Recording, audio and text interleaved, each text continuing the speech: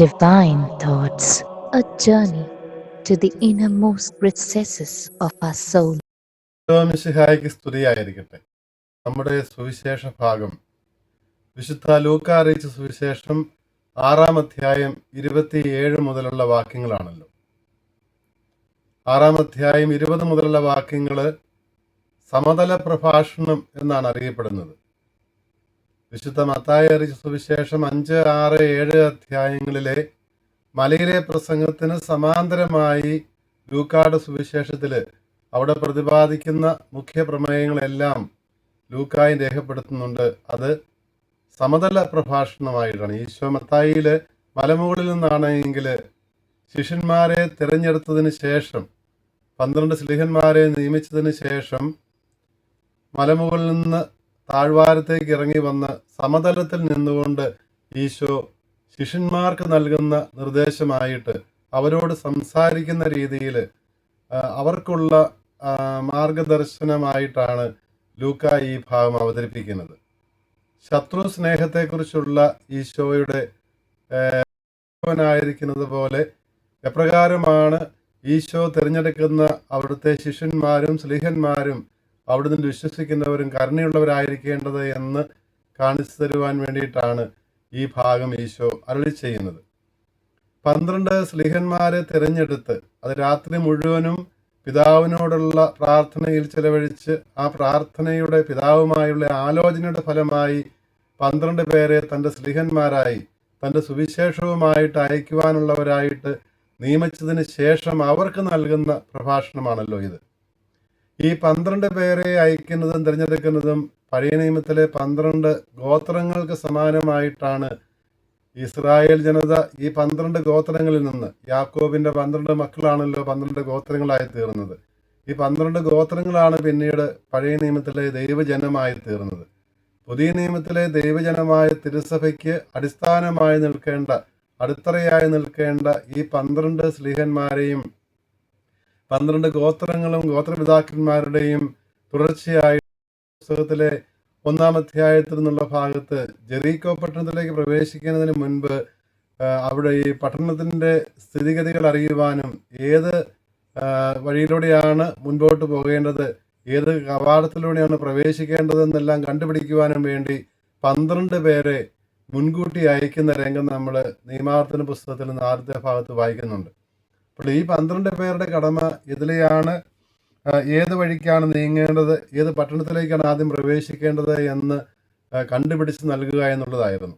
ഇത് തന്നെയാണ് യഥാർത്ഥത്തിൽ 12 സ്ലീഹന്മാർ പുതിയ നിയമത്തിലും ചെയ്യുന്നത്.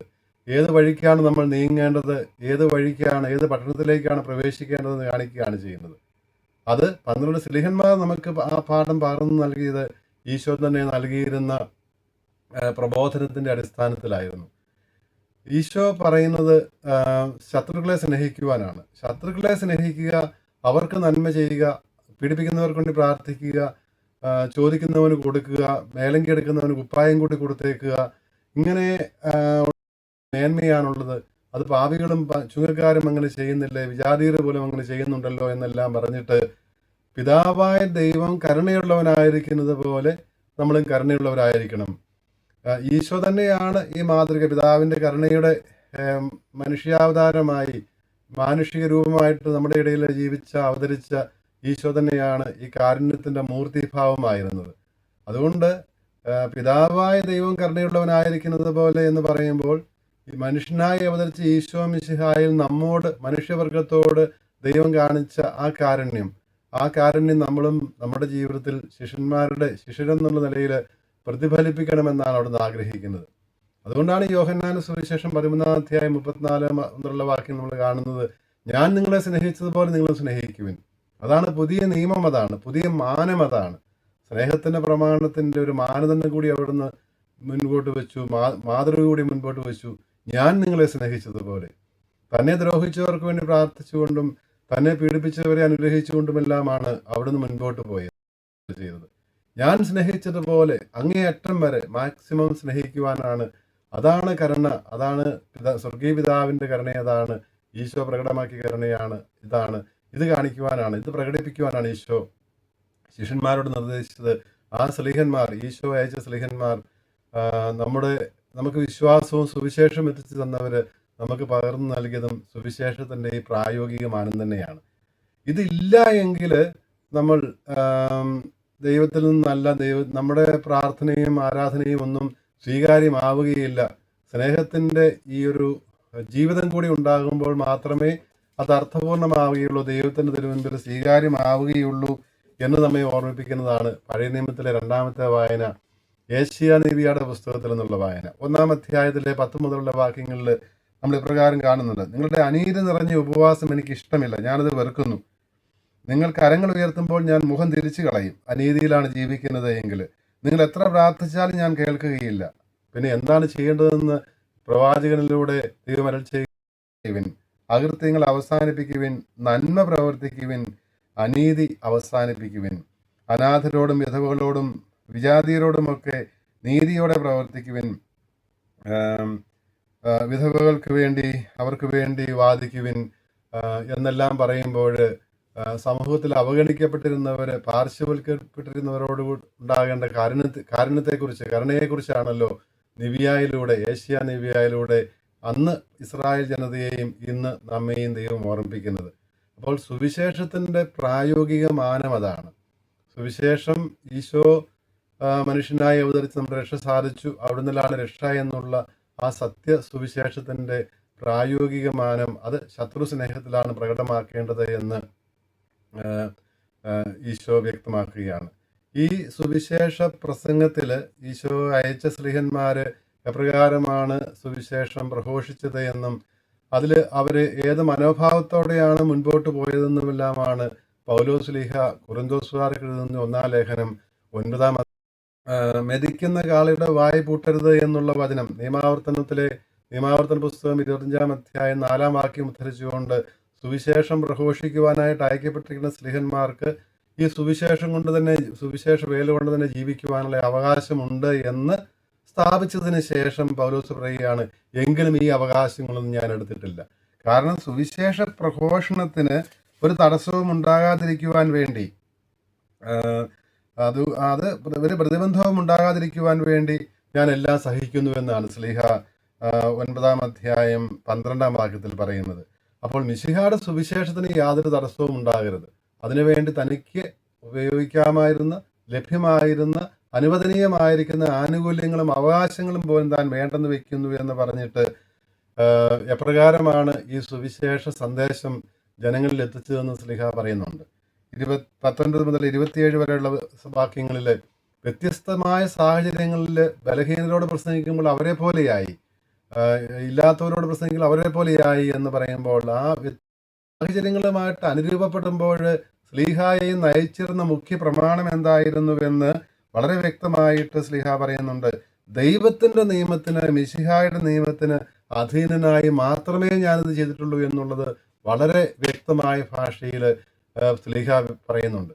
അപ്പോൾ ഇന്നും സാംസ്കാരിക അനുരൂപണത്തിന് വേണ്ടി, സാഹചര്യങ്ങളോടുള്ള അനുരൂപപ്പെടലിന് വേണ്ടിയെല്ലാം വാദിക്കുമ്പോഴും നമ്മൾ വിസ്മരിക്കരുതാത്ത കാര്യം ഇതാണ്: ദൈവത്തിൻ്റെ നിയമത്തിന്, മിശിഹായുടെ നിയമത്തിന്, മിശിഹ ഏകരക്ഷകനാണ് എന്നുള്ള ആ സത്യത്തിന്, സ്വർഗപിതാവ് ആണ് നമ്മുടെ എല്ലാവരുടെയും പിതാവ് എന്നുള്ള ആ സത്യത്തിന്, ആ സുവിശേഷത്തിന് വിരുദ്ധമായിട്ടൊന്നും പ്രവർത്തിക്കാൻ പാടില്ല. ആ നിയമത്തിന് വിധേയരായിക്കൊണ്ട് വേണം, അതിന് ആ പരിധിയിൽ നിന്നുകൊണ്ട് അനുവദനീയമായ അനുരൂപണങ്ങളെ സാധ്യമാവുകയുള്ളൂ എന്ന് ഓർമ്മിപ്പിക്കുകയാണ് ശ്ലീഹയുടെ മാതൃക. ശ്ലീഹ അവസാന ഭാഗത്ത് പറയുന്നത് 24 മുതൽ 27 വരെയുള്ള കാര്യങ്ങളിൽ നമ്മെ ഓർമ്മിപ്പിക്കുന്നത്, ഈശോ ശത്രു സ്നേഹത്തെക്കുറിച്ച് പറഞ്ഞപ്പോൾ പറഞ്ഞു, ശത്രുക്കളെ സ്നേഹിക്കുന്നെങ്കിൽ മിശിഹ സ്നേഹിച്ചതുപോലെ സ്നേഹിക്കാൻ തയ്യാറാകണം. ഒരു കാരണത്തടിക്കുന്നവന് മറ്റേ കാരണം കൂടി കാണിച്ചു കൊടുക്കാൻ സാധിക്കണം. ചോദിക്കുന്നവർക്ക് കൊടുക്കണം, എല്ലാവരോടും ക്ഷമിക്കണം. ശത്രു സ്നേഹം അതാണല്ലോ ഈശോയുടെ ശത്രുക്കളെ സ്നേഹിക്കാനുള്ള പ്രമാണമാണ്. അങ്ങനെ സ്നേഹിക്കുന്നെങ്കിൽ മാത്രമേ നിങ്ങൾ സ്വർഗീയ പിതാവിൻ്റെ സമ്മാനത്തിനായിട്ട് നമ്മൾ അർഹരാവുകയുള്ളൂ, പ്രതിഫലം നമുക്ക് ലഭിക്കുകയുള്ളൂ എന്നാണല്ലോ ശ്ലീഹ ഈശോ നമ്മളെ ഓർമ്മിപ്പിക്കുന്നത്. ശത്രുക്കളെ സ്നേഹിക്കുമ്പോൾ, അവർക്ക് നന്മ ചെയ്യുമ്പോൾ നമുക്ക് നമ്മുടെ പ്രതിഫലം വലുതായിരിക്കുമെന്ന് പറഞ്ഞു. ഈ പ്രതിഫലത്തെക്കുറിച്ചാണ് പൗലോസ് ശ്ലീഹ കൊരിന്തോസ്കാർക്കുള്ള ലേഖനത്തിൽ 9-ാം അധ്യായത്തിൽ ഈ അവസാന ഭാഗത്ത് 27 മുതലുള്ള വാക്യങ്ങൾ, 24 മുതലുള്ള വാക്യങ്ങളിൽ പറയുന്നത്, ഞാൻ സമ്മാനം മുമ്പിൽ കണ്ടുകൊണ്ട് ഓട്ട മത്സരത്തിൽ പങ്കെടുക്കുന്നവനെ പോലെ ഞാനും ഓടുകയാണ്. അപ്പോൾ മത്സരത്തിൽ പങ്കെടുക്കുന്ന എല്ലാവർക്കും സമ്മാനം ലഭിക്കുകയില്ല. മുൻപിലെത്തുന്നവർക്കാണ്, ആദ്യം എത്തുന്നവർക്കാണ്. അപ്പോൾ ആ സമ്മാനം ലഭിക്കണമെന്നുള്ള ലക്ഷ്യത്തോടു കൂടി ഞാൻ ഓടുകയാണ് എന്നാണ് ശ്ലീഹ പറയുന്നത്. നമ്മളെല്ലാവരും ഈ ഓട്ടത്തിലാണ്.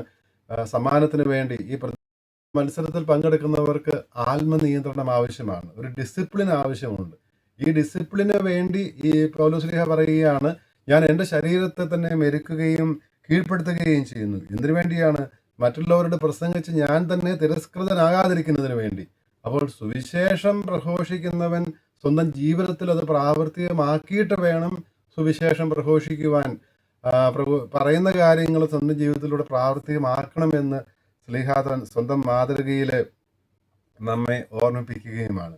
അപ്പോൾ ശ്ലീഹാകാലത്തിൽ ഈ 4 വായനകളും നമ്മെ ഓർമ്മിപ്പിക്കുന്നത് സുവിശേഷമാണ് ഈശോ പ്രഘോഷിക്കുവാനായിട്ട് സ്ലീഹന്മാരെ ഏൽപ്പിച്ചത്. അവരത് പ്രഘോഷിച്ചപ്പോൾ അവർക്കുണ്ടായിരിക്കേണ്ട മനോഭാവം, അടിസ്ഥാന മനോഭാവം ഈ സ്നേഹത്തിൻ്റെതാണ്.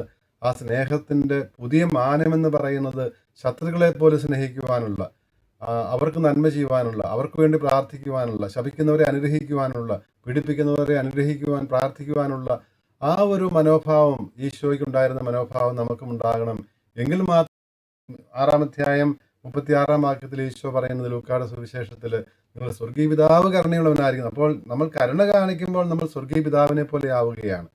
ഈ കാരുണ്യത്തിൻ്റെ മുഖം നമുക്കും ഉണ്ടാകുമ്പോഴാണ് നമ്മൾ ദൈവത്തിൻ്റെ മുഖം പ്രതിഫലിപ്പിക്കുന്നത്. ദൈവത്തിൻ്റെ ഛായയിൽ സൃഷ്ടിക്കപ്പെട്ടവരാണ് എന്നുള്ള സത്യം നമ്മുടെ ജീവിതത്തിൽ പ്രകാശിപ്പിക്കുന്നത് എന്ന് ഈശോ ഓർമ്മിപ്പിക്കുകയാണ്.